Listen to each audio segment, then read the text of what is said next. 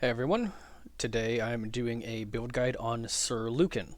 Sir Lucan is a rightful Christian alignment locked hero.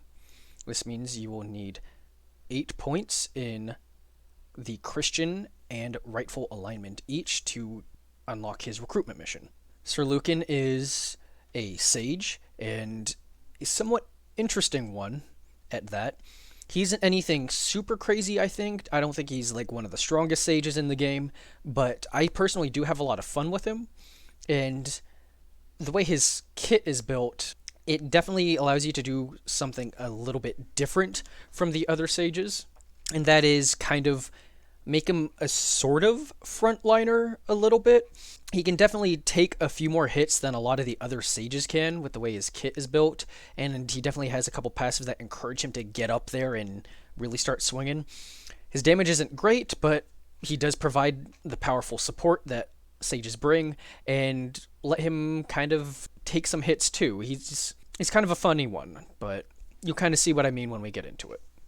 Starting with essences, I think Lucan is a pretty flexible unit in terms of what you want to give him essence-wise because of his role as a support and also kind of damage dealer, also kind of off-tank.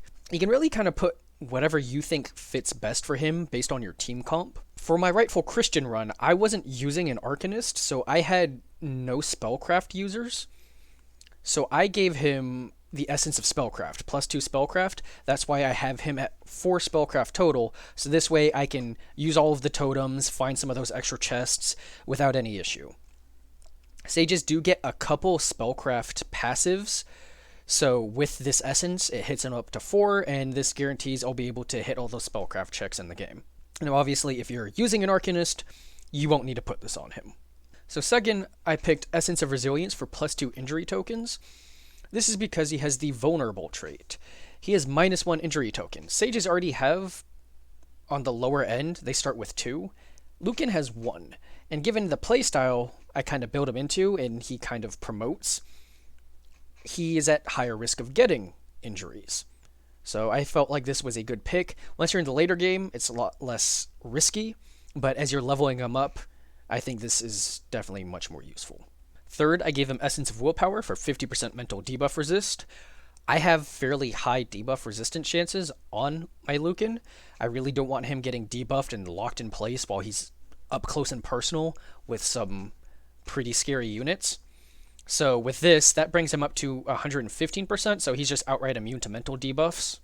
And lastly, Essence of Constitution for 50% physical debuff resist for the exact same reason as I gave him the mental debuff.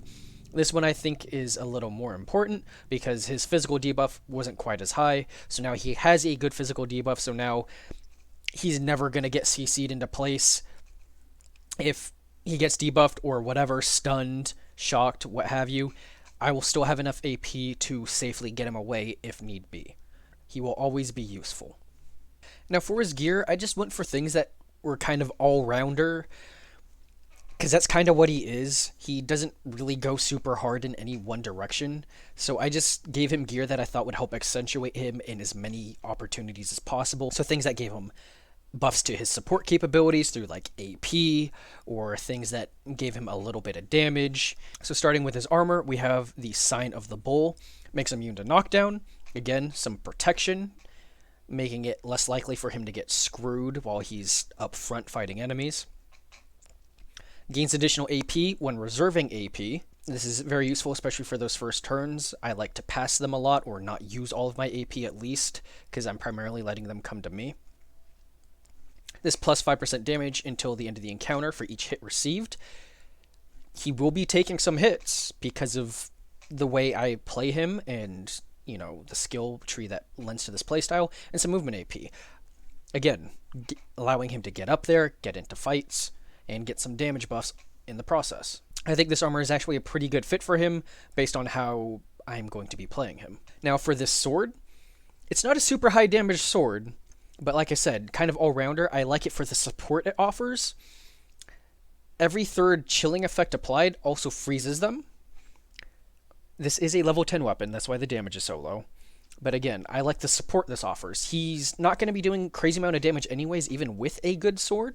So I'd rather keep this effect, so now he can just freeze enemies. You'll notice he does not have freezing attack, which is one of the larger downsides of him compared to other sages. With this sword, it's not quite as good as freezing attack, but he does get a freeze ability in. And he's going to be getting a lot of attacks in, so this actually isn't super hard to land. Some armor breaking, that's always good. And then extra damage against frozen units. So if he does manage to freeze someone, he then can do extra damage against them. This does sort of help compensate for the lower damage base for a level 10 weapon. For the jewelry, we have the Mishout ring, however you pronounce that. It is the level 20 teleport ring. Teleport is always an extremely strong skill. Excellent mobility, it's pretty much unparalleled, so this can let him get into or out of the action on demand as necessary. This does provide a little bit of support. It provides +1 AP to the party after performing a rest. It's not huge, but it is nice. Some extra movement AP, 3 for the first turn. If I'm jumping straight into the action on my first turn of combat, this is useful. Let him get in there without burning some of his regular AP. And then 27% mental debuff resist. This is good for him, as I've mentioned, being resistant to debuff control, as he will be a bit more prone to it, as he's going to be more front and center. If you choose not to give him this essence of willpower, minus that 50%, he'll still have a very high resistance. That would bring us down to the 65%, just like our physical debuff resist. Being over 50%, I think, is probably the most important breakpoint for these debuff resistances. Then for the manuscript, I gave him Tome of the Ice Mage. This isn't super great on him, honestly, because of the fact that he does not have ice skills and he does not have ice ball. However, giving him that chilled aura is very good. That's the primary reason why I have this. It is now applying chilled to enemies he's adjacent to, and he will be adjacent to enemies a lot of the time. This is just strong debuff support control for our other frontliners and for him himself. It does make him safer because it reduces the AP on enemies that are going to be hitting him. Reflect 6 damage back to melee attackers. That's a nice bonus. It's not huge. Primarily, it's this chill aura. That is one of the strongest effects I think you can have on pretty much any sage. A good alternate, and honestly I debate heavily between using this one or that Ice Sage one, is this Lost Stratagems of Neat. -1 cooldown for support skills. Obviously that would be more effective for him because it would affect his Bless, it would affect his Inspire. Allies within 3 tower ranges deal 8 extra damage per hit. He's going to be next to our frontliners a lot, so they're going to be doing extra damage, so that's great for them as well. Killing a unit reduces the cooldown of Inspire.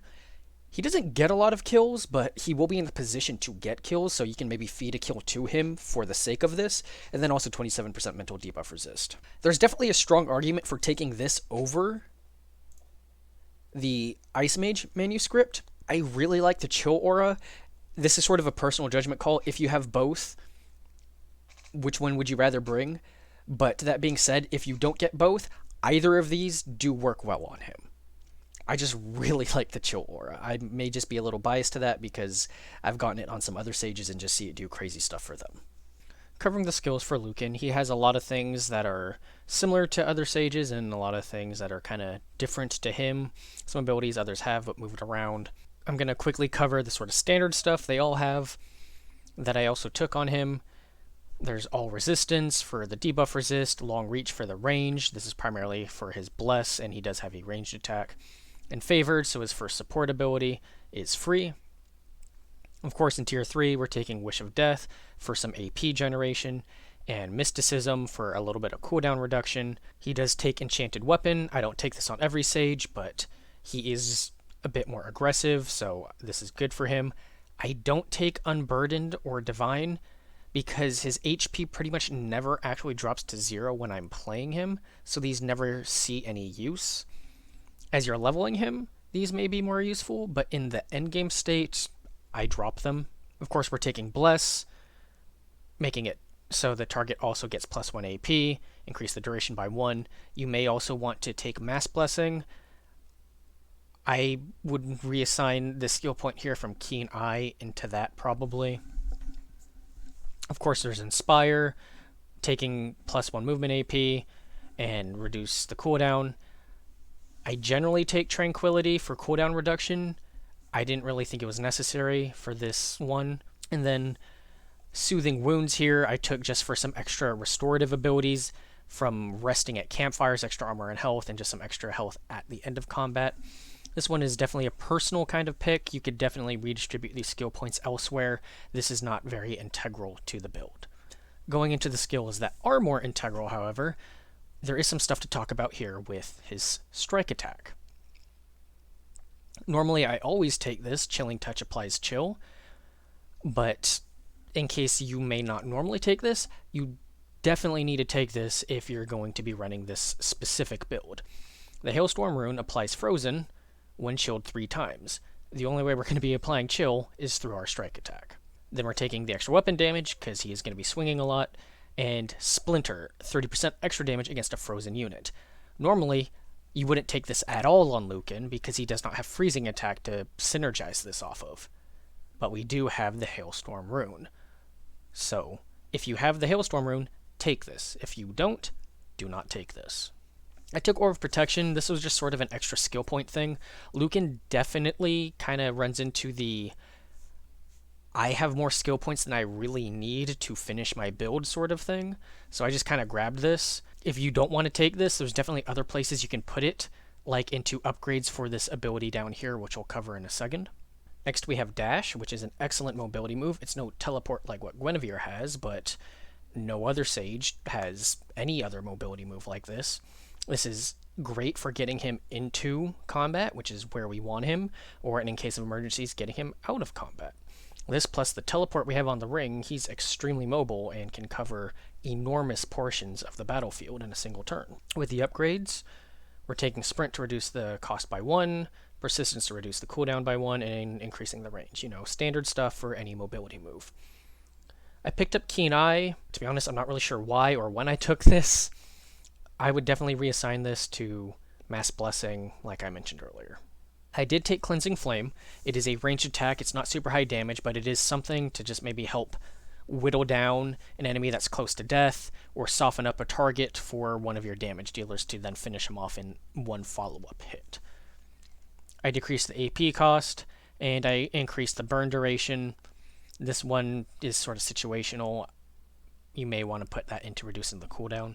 A big one to this build, though, is magical armor. This is crazy. Normally you only see this on Arcanists. Lucan gets this, however, and it grants him 29 armor for 2 attacks per encounter. This is huge because it boosts his tankiness and his survivability to like defender levels or higher. The amount of armor you can see him get is just absurd. This stacked onto Globe of Protection really just makes him pretty much invincible for 2 hits or 2 turns here, as Globe of Protection does last 2 turns and grants him 50 temporary HP. That brings him up to 123, which again, defender levels of HP. And with the upgrades, we're reducing the cost by 1, having it grant 6 more armor, so that's even more armor, and then some debuff resistance, just making him that much more resilient. And last here is Monster Hunter for 20% more weapon damage. With an appropriate level weapon, Lucan on average is going to be doing more damage than the other sages in melee because of this ability. With the upgrades, you can get 10% more weapon damage to all the different enemies, Seelie and Unseelie, the Lost, and Fomorians. This is definitely worth taking. There's definitely plenty of skill points that you can kind of reassign over to here if you want this extra damage. Damage just wasn't a super high priority for me because I don't have a great weapon damage-wise to begin with. But if you don't get the Hailstorm rune or you don't want to run it, you want to use a level 20 weapon, there's definitely skill points to spare to invest into here. The last one's Fleet-footed for +1 movement AP. You have Dash, I have Teleport as well. I think he's kind of covered in this department. So that's the rundown on the skills. There's only a couple things here that are super actual vital to this build. There's a lot of sort of flex stuff you can go with to customize it a bit more. You want to take Dash and most of the upgrades. Bless and Inspire is a must on every Sage, and then Magical Armor and Global Protection, super important to Lucan specifically. Enough talking, let's just get into the gameplay. Alright, so starting with this first fight here, starting off, you can see our Sir Lucan has more armor than our defender Sir Galahad. by a significant amount. Galahad right now has 38 armor.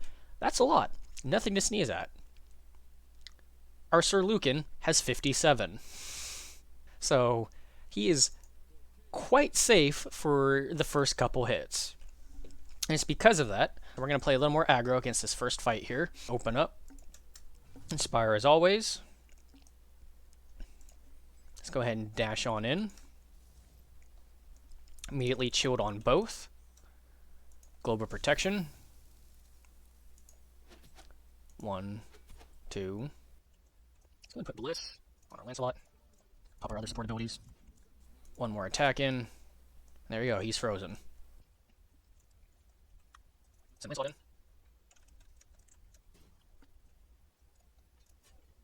Let's move back over here. The damage our Lucan did was actually just enough to soften him for Lancelot to get the kill on him. So, with that out of the way, you can see we're gaining AP from these kills.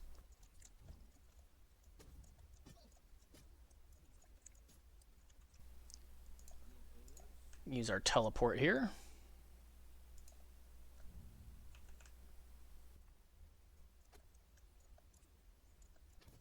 And I don't even mind having my back exposed to him. For the backstab, it's completely fine.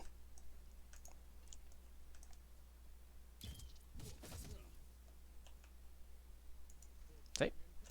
No problem whatsoever. He took a shot from him and took a charge and backstab attacks. It didn't even dip into our temporary HP from Globe of Protection. It didn't even dip into our permanent armor. As you can see, we're still at 17 out of 17. The magical armor is just that strong, plus the extra armor we got from Globe of Protection.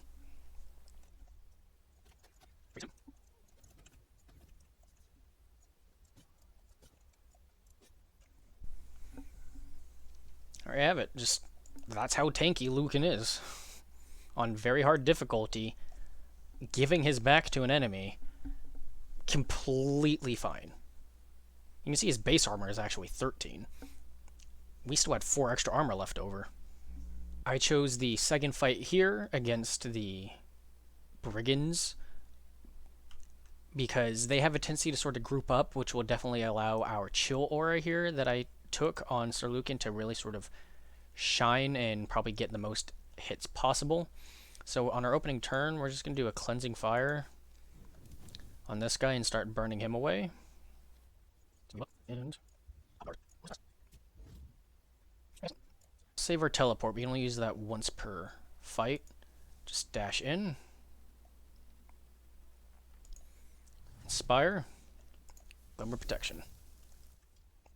So and plus,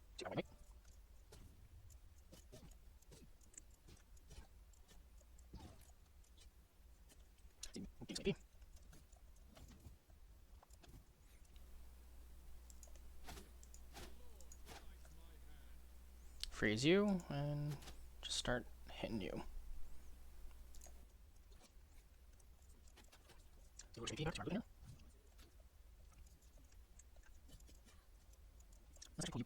And let's just let him attack our Lucan. We have nothing to worry about. Yep, hit him once instead of twice because of that chill we have on him from our chill aura. Being able to just take away one attack from an enemy is a huge defensive capability of him, just passively.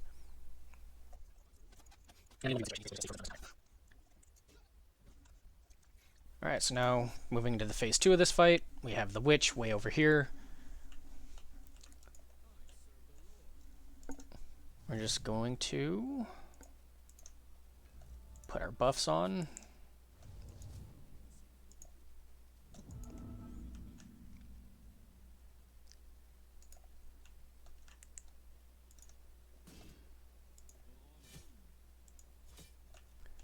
Can't quite finish him.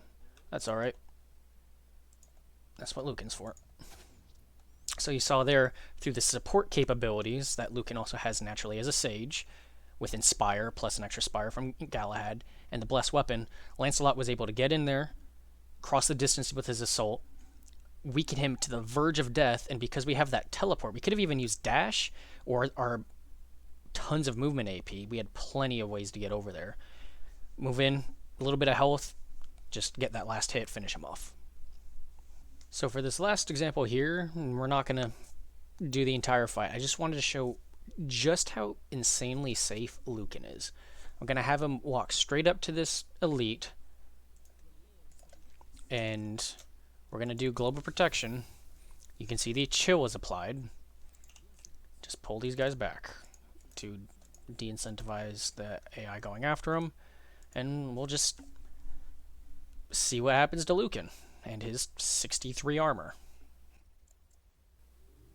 85 resisted. Lost 5 armor. And then, of course, in a 1v1 situation, you can just freeze him. And then we'll pass.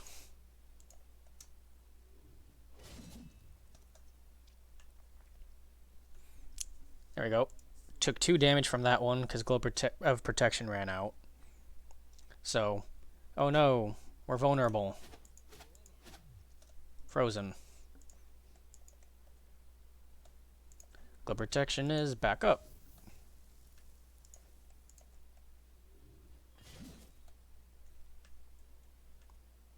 Completely fine.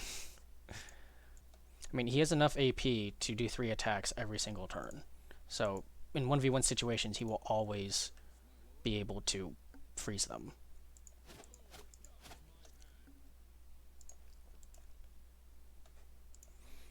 And then Global Protection is back up. There you see, he's extremely safe. He's extremely durable, especially for a Sage. And with the equipment I have on him, his ability to mitigate the enemies, especially in one-on-one situations, is just through the roof. So this is my Sir Lucan all-rounder build. It's probably the best word I can think of to describe it. He just does a little bit of everything. He does some damage, not great, but he also provides debuff support from being up close on the front lines next to your damage dealers. He provides buff support with his standard Sage kit with Bless and Inspire. He's extremely mobile, so he can get to and out of combat, get to allies that need it, or get away if he's in danger. He's also even sort of an off-tank with how insanely tanky he is. He's just doing a little bit of everything. Some of that is definitely enabled by the gear I have on him.